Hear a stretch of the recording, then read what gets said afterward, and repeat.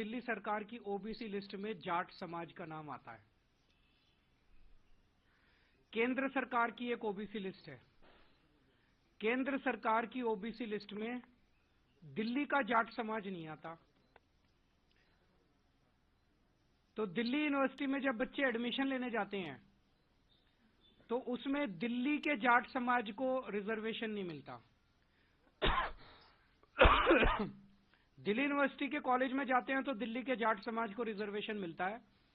केंद्र सरकार के किसी भी कॉलेज में या यूनिवर्सिटी में जाते हैं या केंद्र सरकार की किसी भी संस्था जैसे दिल्ली पुलिस हो गई, डीडी हो गई, उसमें नौकरी लेने जाते हैं तो दिल्ली के जाट समाज को उसमें रिजर्वेशन नहीं मिलता। बड़ी इंटरेस्टिंग बात यह है कि राजस्थान का जो जाट समाज है उनका नाम केंद्र की ओबीसी लिस्ट में है। तो दिल्ली यूनिवर्सिटी में जब एडमिशन लेने जाते हैं तो राजस्थान के जाट समाज को रिजर्वेशन मिलता है दिल्ली के कॉलेज में। दिल्ली के जाट समाज को दिल्ली के कॉलेज में रिजर्वेशन नहीं मिलता। ये तो हमारे पूरे दिल्ली के जाट समाज के भाइयों के साथ, बहनों के साथ बहुत बड़ा अन्याय है। और ये अन्याय ये जले पे नमक छिड़कने जैसा है कि 4 बार पिछले 10 साल में प्रधानमंत्री जी ने अपने घर बुला के और अमित शाह जी ने जाट समाज के नेताओं को आश्वासन दिया, भरोसा दिया, वचन दिया, गारंटी दी कि दिल्ली के जाट समाज को केंद्र की ओबीसी लिस्ट के अंदर डाला जाएगा। 26 मार्च 2015 को प्रधानमंत्री मोदी जी ने दिल्ली जाट समाज के प्रतिनिधियों को अपने घर बुलाकर ये वादा किया कि उन्हें केंद्र की ओबीसी लिस्ट में दिल्ली के जाट समाज को शामिल किया जाएगा। 26 मार्च 2015 को नहीं किया। उसके बावजूद 8 फरवरी 2017 को अमित शाह जी ने यूपी चुनाव से पहले चौधरी वीरेंद्र सिंह के घर फिर से दिल्ली और देश के जाट नेताओं को यह वादा किया कि जो स्टेट लिस्ट में ओबीसी जाती हैं उनको केंद्र की लिस्ट में जोड़ा जाएगा। फिर भी नहीं किया। 2019 के लोकसभा चुनाव से पहले दिल्ली में प्रवेश वर्मा के आवास पर अमित शाह ने जाट नेताओं से मिले, फिर वादा किया कि दिल्ली के जाट समाज को केंद्र की ओबीसी लिस्ट में शामिल किया जाएगा। फिर धोखा दिया, फिर नहीं किया। 2022 में दिल्ली में फिर सैकड़ों जाट नेताओं को बुलाकर अमित शाह जी मिले और वादा किया और फिर से धोखा दे दिया।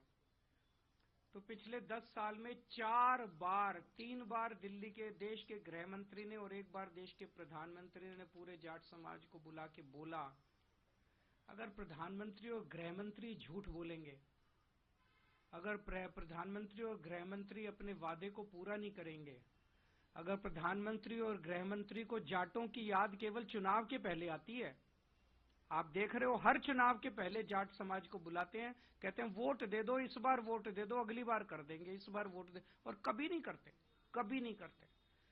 अगर प्रधानमंत्री और गृह मंत्री इस तरह से झूठ बोलेंगे तो फिर तो देश में कुछ बचेगा ही नहीं। फिर क्या बचेगा उसके बाद? किसके पास जाएं इसके बाद? अब ये बड़े मजे की बात है, जैसे मैंने बताया कि दिल्ली पुलिस में राजस्थान के जाट समाज को रिजर्वेशन मिलता है, दिल्ली के जाट समाज को नहीं मिलता। एनडीएमसी में, डीडीए में, सफदरजंग अस्पताल में, ऑल इंडिया मेडिकल में राजस्थान के जाट समाज को रिजर्वेशन मिलता है, दिल्ली के जाट समाज को नहीं मिलता। दिल्ली के अंदर दिल्ली वालों को रिजर्वेशन नहीं मिलता, बाहर वालों को मिलता है। भाई ऐसा क्यों? तो मैंने कल प्रधानमंत्री जी को चिट्ठी लिखी है, उस चिट्ठी की कॉपी अभी आप सब लोगों को बांट दी जाएगी। मैंने प्रधानमंत्री जी को उनके वादे, उनके और अमित शाह जी के वादे याद दिलाए हैं कि आप ये वादा पूरा कीजिए, और जाट समाज के साथ धोखा किया गया है। जाट समाज के साथ साथ 5 और जातियां हैं जो दिल्ली की स्टेट लिस्ट में हैं और केंद्र की स्टेट लिस्ट में नहीं है। ये है रावत, रोनियार, रायतंवर, चारण और ओड। इनको भी दिल्ली की केंद्र सरकार के जितने संस्थान हैं वहां पे रिजर्वेशन नहीं मिलता।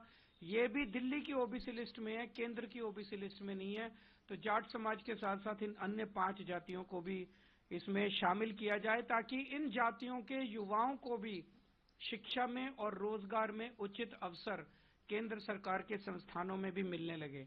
दिल्ली में केंद्र सरकार की 7 यूनिवर्सिटी हैं, दिल्ली यूनिवर्सिटी के कई कॉलेज हैं, Delhi police, NDMC, DDA, AIIMS, Safdarjung, Ram Manohar Lohia जैसे कई केंद्र सरकार के संस्थान हैं जहां पे रिजर्वेशन इन लोगों को मिल सकता है, जिसमें शिक्षा और रोजगार में इन लोगों को रिजर्वेशन मिल सकता है।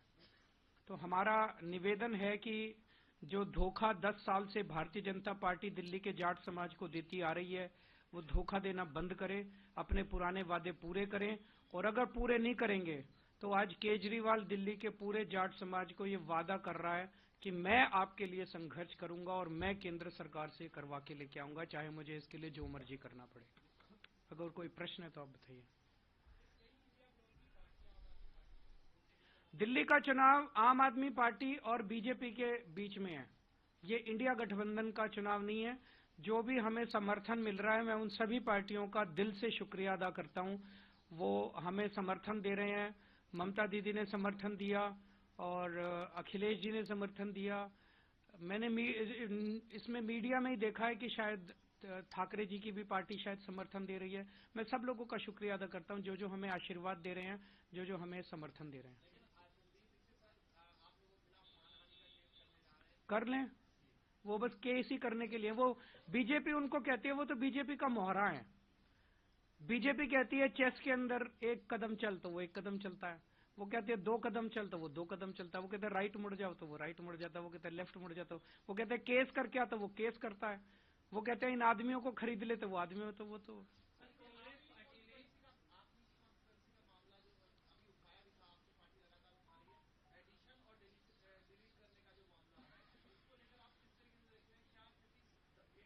आज 3 बजे हमारी इलेक्शन कमीशन के साथ मीटिंग है। उस meeting chief election central election commission के साथ, उस मीटिंग में ये सारे मुद्दे उठाए जाएंगे। मैं एक ही सीट से लड़ रहा हूं।